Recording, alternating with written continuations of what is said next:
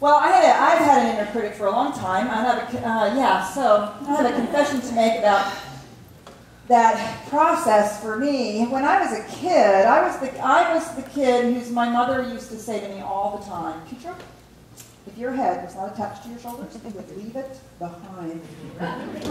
Oh, it was terrible. In my family, to be on time to leave, to go someplace, that meant you were at the door 5 minutes before you were supposed to walk out. That was how it was in my family, except for me. I was like, oh, wait, I forgot, I gotta run back, and oh, God, it was terrible. And I grew up really hearing that if your head wasn't attached to your shoulders, you would leave it behind. And that was my experience of myself. So before I got into the ministry, I spent a few years in real estate. And yeah, you know, it's really embarrassing when you're going to go show houses to a client, you can't find your keys. Over and over and over again. Can't find the keys, can't find the piece of paper that has the directions on it, can't find the list of things, you know, whatever it is. Oh my goodness, it was constant. And every time that would happen to me, I would hear my mother's voice in my head. If your head wasn't attached to your shoulders, you would leave it behind. And I heard it as a statement of my being. Right? Isn't that how we hear those things? And there was a part of me that during my growing up had really had just acquiesced. Well, see, I'm just, you know, I'm just a screw up. That's just who I am, and that's just who I'm going to be, and I guess I'll learn to live with it. And of course, every time that would happen, then I would have a big, long discussion with myself. Or maybe not a discussion, just say not very nice things to myself. And I can remember the day that I was so embarrassed. I was so embarrassed by this when I was trying to bring somebody, I don't know, do something. I think the reason I was so embarrassed because this couple was looking at, you know, very expensive homes, and for whatever reason I felt the need to impress this particular couple in a big way. And of course, what did that mean? That meant it was even worse. All the things that I was forgetting or didn't have prepared, or, you know, was late, or whatever it was. And I was so embarrassed that I said to myself, never again. This is never going to happen to me again. This is not okay. Good enough, by that time I had actually found a community, and I was learning that my thoughts create my reality. I was learning that I could make a difference in how I thought about things and what my intention was. And so I can remember the day that I decided to get organized. Yeah, the next day I was not organized. But I began to research, what does it mean? How do you do this? And I would ask people who I thought were really organized, and I remember that this was long before YouTube, so you couldn't look it up on YouTube or Google. But I sure got books out, and I asked people, and I learned two things. The two things I learned: one, have a place for your keys. The same place all the time. Right now it's keys and cell phone. Have a place for your keys and cell phone. So at home I have a little dish. When I come in the door, that's where it goes. In my purse, it always goes in the same place 95% of the time. Yeah, more than 5% just. When I deliver my keys or my cell phone, it's so annoying. But 95% is a whole lot better than how it used to be. Like a whole lot better. The other thing I learned was handle every piece of paper only once.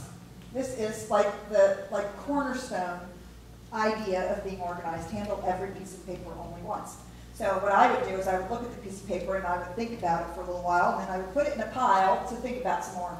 And then I would look at the piece of paper again when I got around to it, and I'd think about it again, and then I'd put it in another pile that was the pile to do something about it.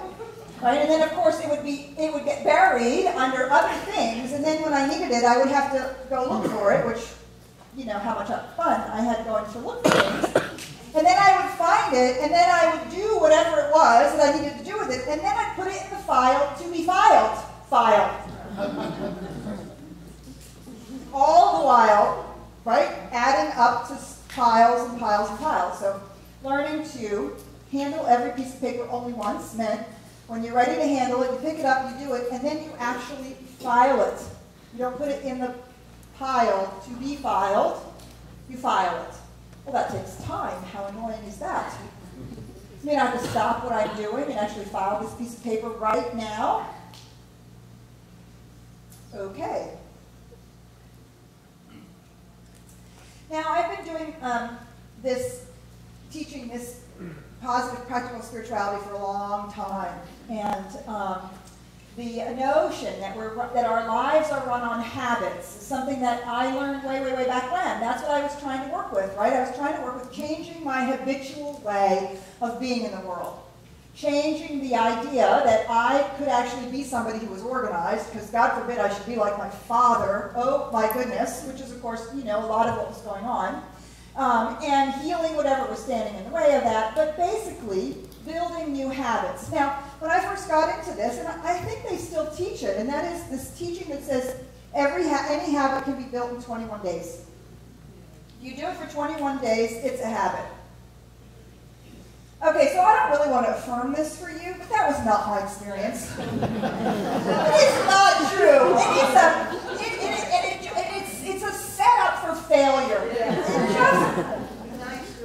It just makes me mad. Thank you. Okay, so can I just tell you that it took 2 years? It took me 2 years to become organized.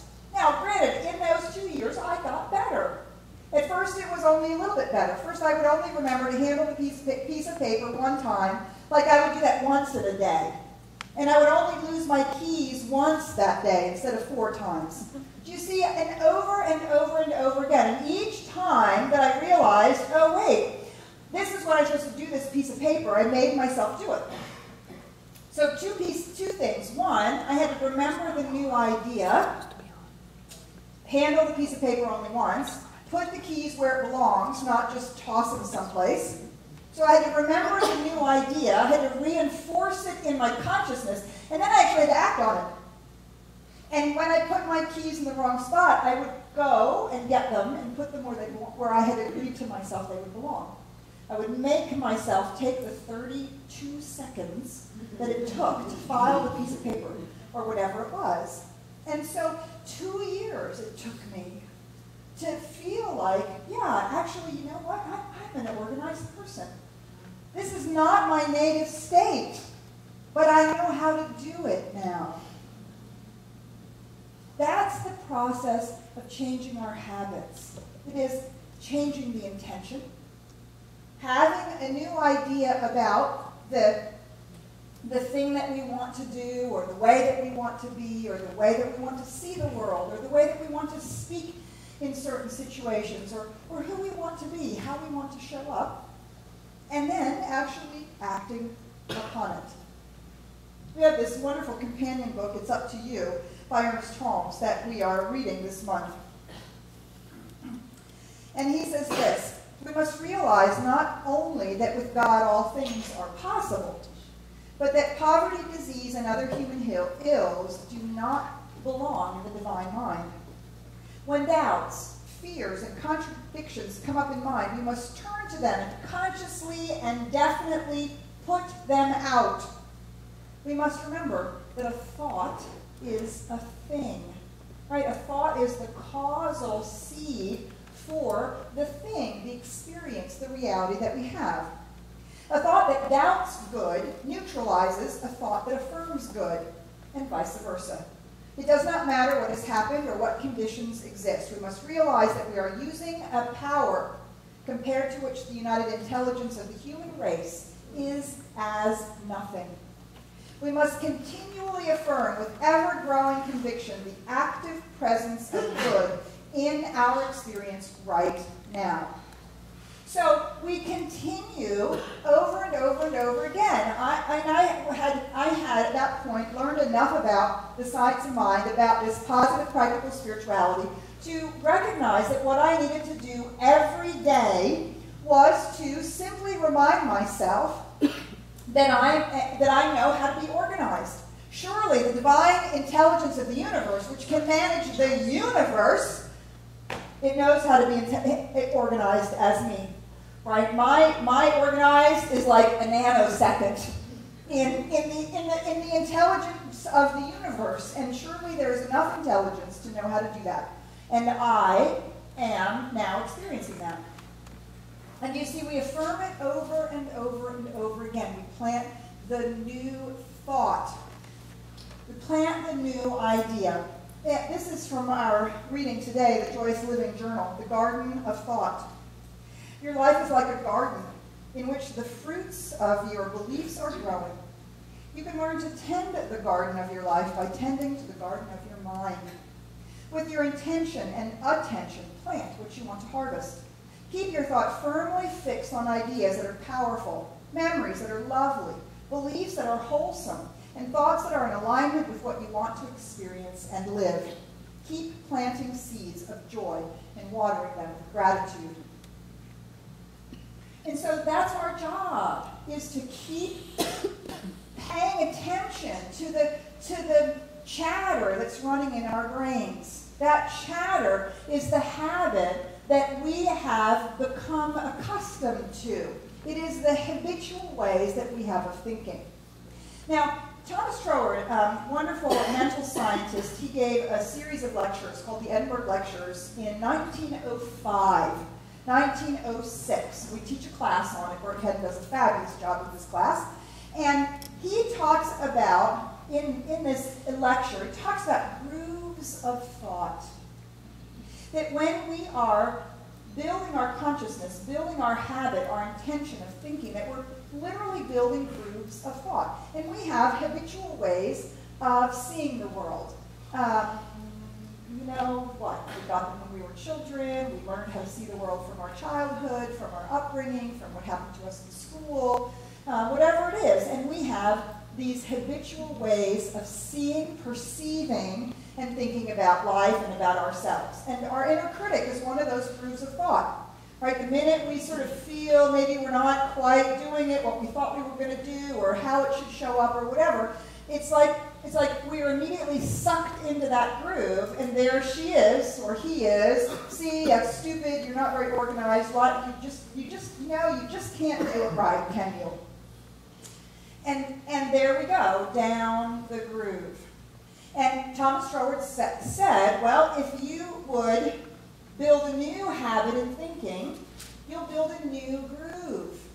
And you simply begin to send that thought down that groove, and you begin carving out a new habit of thinking. And this other one, well, it will atrophy from lack of use. This was in 1905-06 that he was teaching this. So we now today have something called neuroplasticity. We have been doing lots and lots of interesting research about the brain and how it works. For those of you who are familiar with the research that's come out recently, we saw it all in the bleep. Synapses that fire together, wire together. So, Shondell, if we can bring up this little YouTube clip, let's take a look at the neuroplasticity of the brain. Not so long ago, many scientists believed that the brain did not change after childhood, that it was hardwired and fixed by the time we became adults. But recent advances in only the last decade now tell us that this is simply not true. The brain can and does change throughout our lives. It is adaptable, like plastic. Hence, neuroscientists call this neuroplasticity. How does neuroplasticity work? If you think of your brain as a dynamic, connected power grid, there are billions of pathways or roads lighting up every time you think, feel, or do something. Some of these roads are well-travelled. These are our habits, our established ways of thinking, feeling, and doing. Every time we think in a certain way, practice a particular task, or feel a specific emotion, we strengthen this road. It becomes easier for our brains to travel this pathway. Say we think about something differently, learn a new task, or choose a different emotion. We start carving out a new road. If we keep travelling that road, our brains begin to use this pathway more, and this new way of thinking, feeling, or doing becomes second nature. The old pathway gets used less and less and weakens. This process of rewiring your brain by forming new connections and weakening old ones is neuroplasticity in action. The good news is that we all have the ability to learn and change by rewiring our brains. If you have ever changed a bad habit or thought about something differently, you have carved a new pathway in your brain and experienced neuroplasticity firsthand. With repeated and directed attention towards your desired change, you can rewire your brain.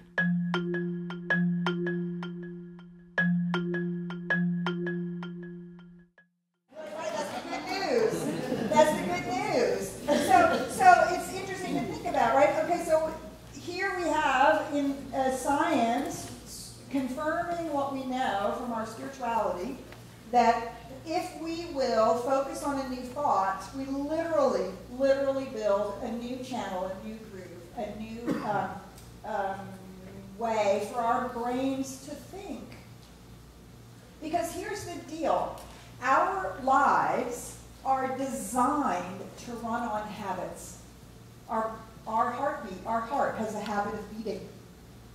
Our filtration system of perception has a habit of pulling in those things that are in alignment with how we believe the world to work and letting go of everything else. We are designed to run on habits. We would become comatose if we had to process consciously every single thing that we needed to do. If we had to consciously process beating our hearts, breathing, while making a decision as to whether or not to have chocolate ice cream or white ice cream, we would literally fall over. It's too much for us to do. And so we are designed to run on these habits. And so there's nothing bad about the idea that we have habitual thinking. It's using it to our advantage. It's using it for our benefit that is the point. Now, the other side of that coin is because our brain is wired this way, we are designed to talk to ourselves. We are constantly designed to talk to ourselves. It's true. You're not just crazy. That's how we narrate life. We narrate life to ourselves, and we moderate our experience with life by having a conversation with ourselves. And we point out things to ourselves, and we notice things. And we do this all from a habitual point of view. So again, it's not that the self-talk and the habit of self-talk is bad. It's about paying attention to it. This is actually Tuesday's reading in our journal. Self-talk. Become aware of your self-talk. How much judgment, sarcasm, comparison, or self-pity goes on in your thinking. Listen to some of the things you say to yourself. Are you repeating the very things that were said to you as a child? How often do you call yourself stupid or say something unkind to yourself? How often do you bemoan, I just knew something like this would happen. It always does.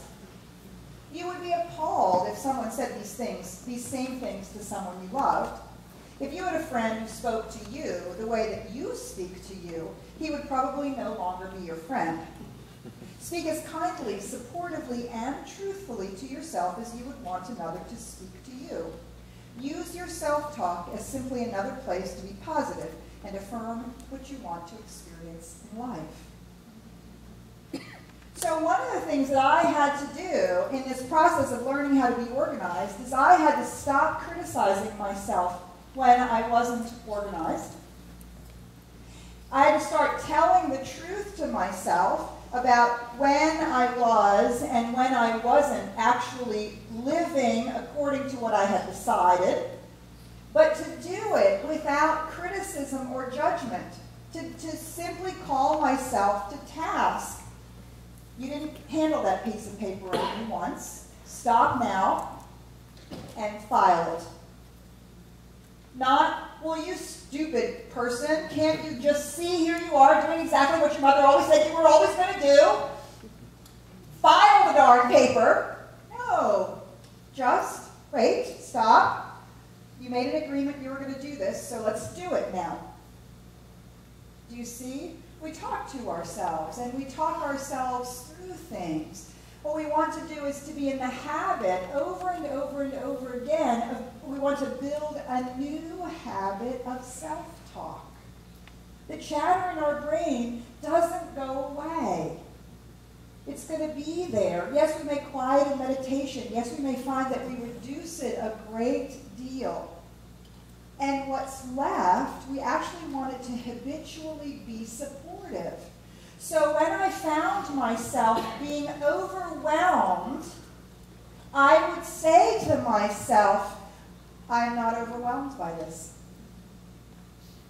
When I would think, I'm not sure I know how to organize myself, I don't know how to do this, I would say to myself, I can be organized.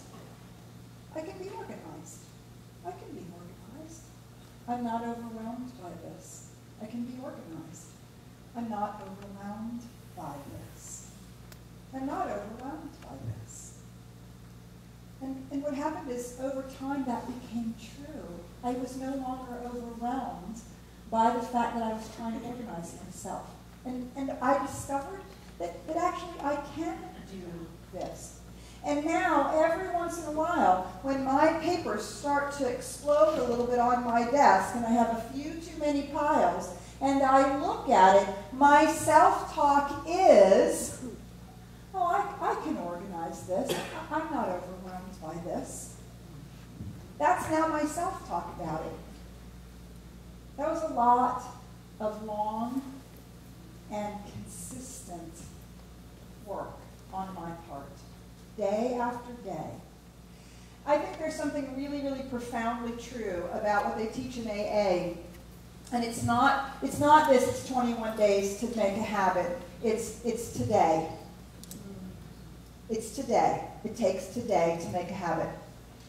And whatever I did yesterday, did it or not did it, or did it a lot or a little, or all of it or none of it, it takes today. And it takes today. And it takes today. And it takes as many days as it takes. And some days we do it really well, and some days we fall off and we get into the old habit. But like that neuroplasticity, the good news is, with deliberate and concerted and continual effort, we actually do induce a new groove in our brains. So the other really amazing revelation from all of this is a reminder of something that spiritually we already know to be true. And that is that we are not stuck inside our brains. If we were inside, if we were living inside that circuitry, we could never see it and make a new choice. Right? We would just be stuck on the inside, like a mouse in a squirrel cage, going over and over and over the same ground. But we can actually step back and say, oh wait, this habit of thinking doesn't take me where I want to go. This habit of thinking isn't in alignment with the spiritual truth. This habit of thinking isn't who I am. I can choose a new thought. Right, that's why it's called New Thought, right? You didn't know that? I only just figured that out a few years ago. New Thought, ancient wisdom. There's actually nothing new about it. It's actually quite ancient. All the indigenous people know this, and Plato knew this, and Jesus knew this. There's nothing new about it. It's about having a new thought. And to be able to stand back and say, I'm choosing a new thought again and again and again, is a powerful recognition that we are our minds, our lives, ourselves. We're not contained inside our brains or our bodies. We have a brain. We have thoughts. We have emotions. We have a body, but that's not who we are. And so just as we can say, I want to have a new thought, we can look at a feeling and say, wait, this feeling isn't true. This feeling is hooked to how I was when I was a kid, how it was when I was a child. And now somehow it's being reactivated. But is it true? Is it really, really true? Is it true about the spiritual truth of who I am? No, it's not true. I'm going to have a new thought so that I have a new feeling or a new experience.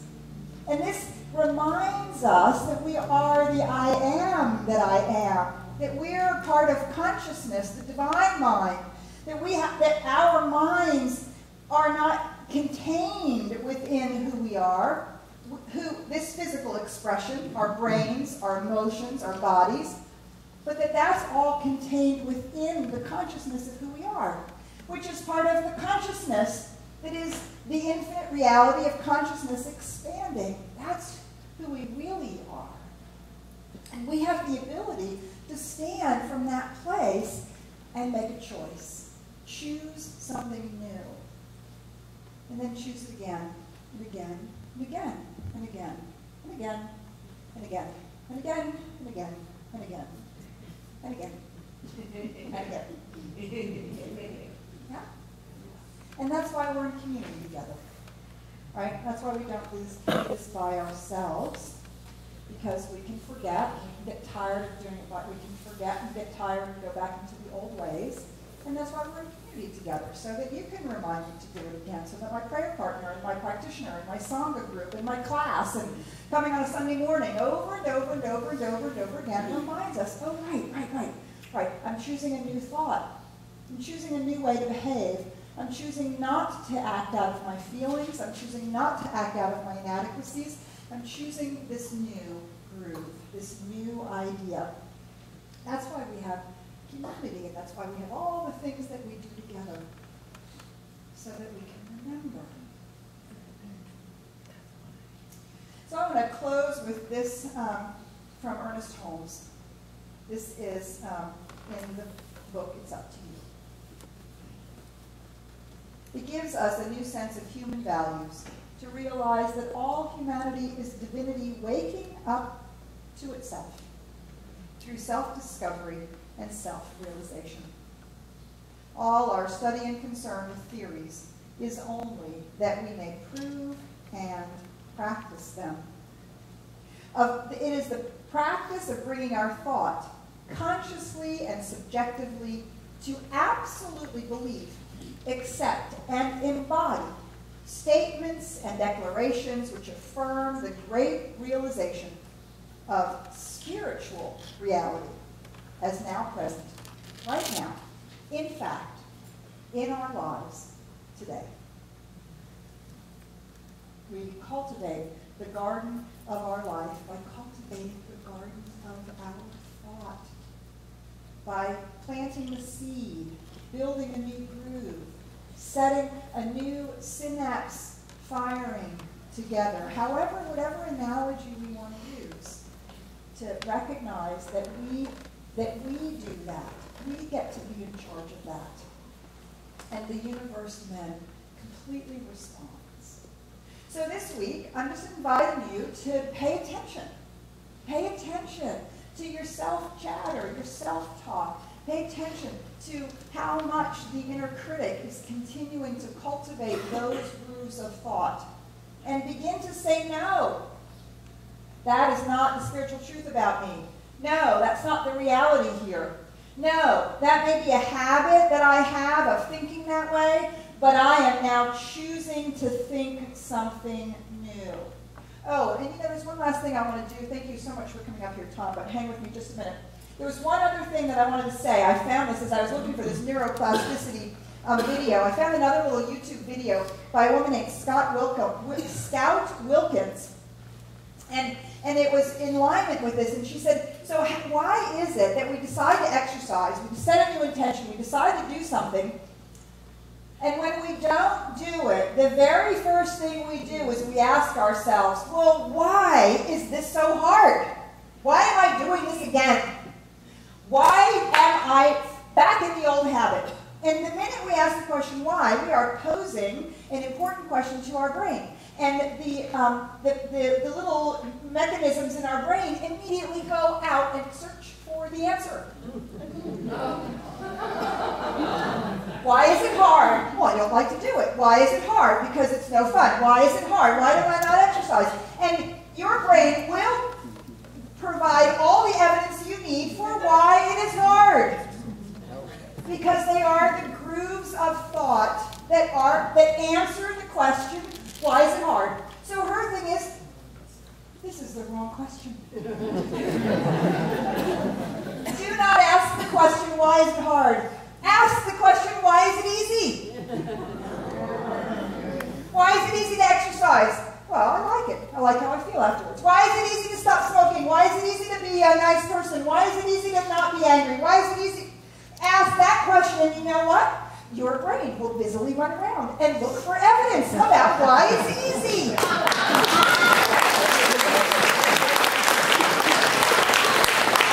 And in doing that, do you see that we are reinforcing those particular grooves about why it's easy to do the things that we've decided are the habits that we want to have?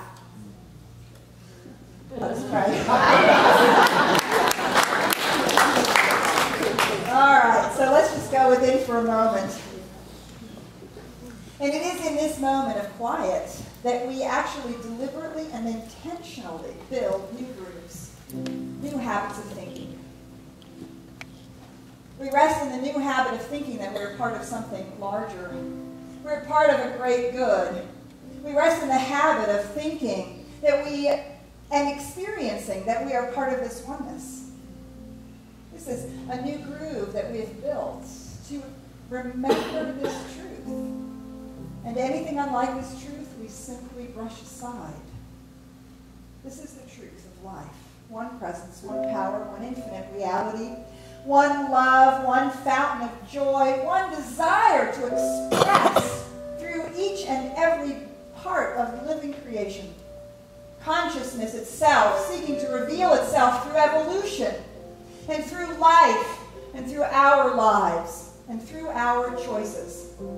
This is the truth of life itself and how it is manifesting in and through and as each one of us. And so as we recognize this, we can stand in this place of intentional consciousness and intend a new groove with our affirmation that life is good, with our affirmation that we can do it, that we are capable, with our affirmation of the truth of our being, that God is present right where we are. These are each one of them over and over and over again building that groove, carving it deeper and deeper into the synapses of our brain so that our whole being acquiesces to this truth. And as we intend this, our inner critic is released because we give her no more attention. Our false ideas are simply filled in with truth. We simply focus our awareness on that which we know. And we realize that the entire universe is set up to respond to this. And so we affirm health and well-being for ourselves and others.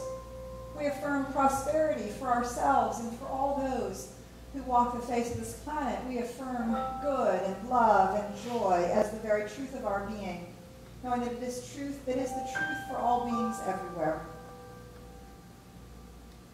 And because we know that this is the habit that we are forming, we know that this is the reality that we experience.